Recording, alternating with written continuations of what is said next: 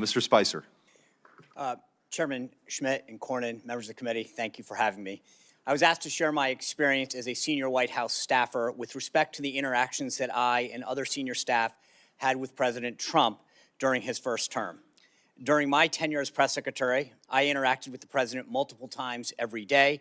Most days I would talk to him by phone or in person early in the morning and then multiple times throughout the day, including weekends.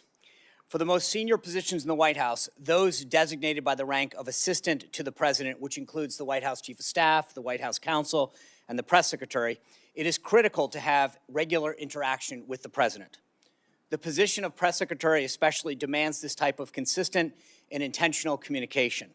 I or any other press secretary, regardless of administration, could not do the job effectively without regular communication with the president.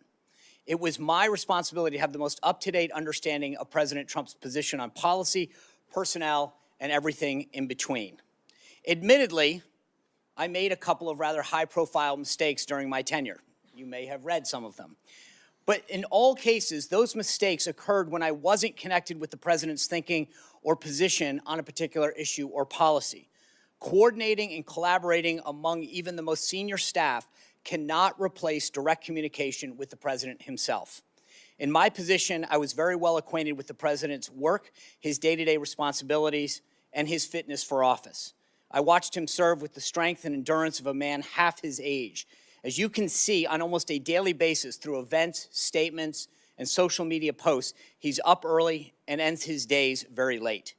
Yet in several instances during his first term, the media questioned his fitness for office.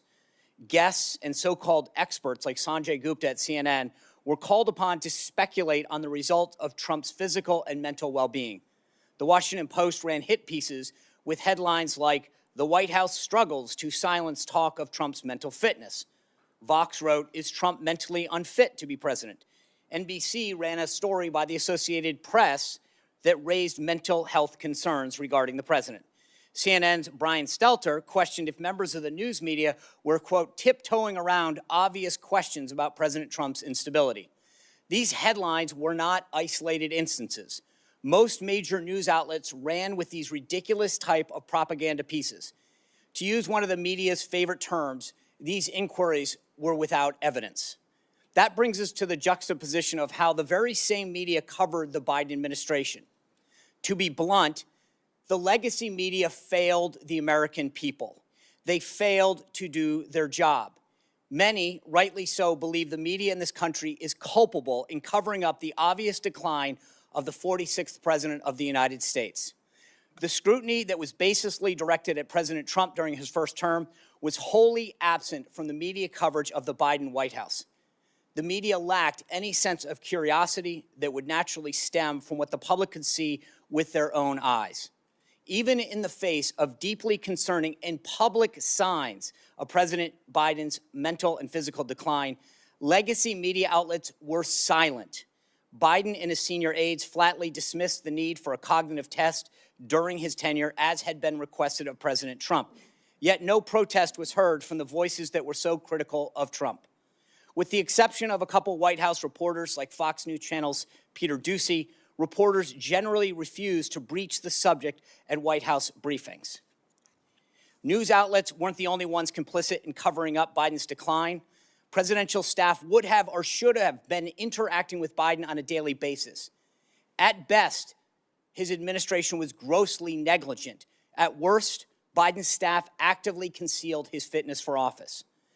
When White House Press Secretary Karine Jean-Pierre said President Biden could run circles on her, there were only two possible conclusions: that she herself was in poor health and in need of medical assistance, or that she was lying. There is no question that a vast difference between how President Trump interacted with his staff and how President Biden did. Whether one supports President Trump or not, he is clearly the most accessible and transparent president in modern history. And there is no question who is running this country. The same cannot be said of President Biden.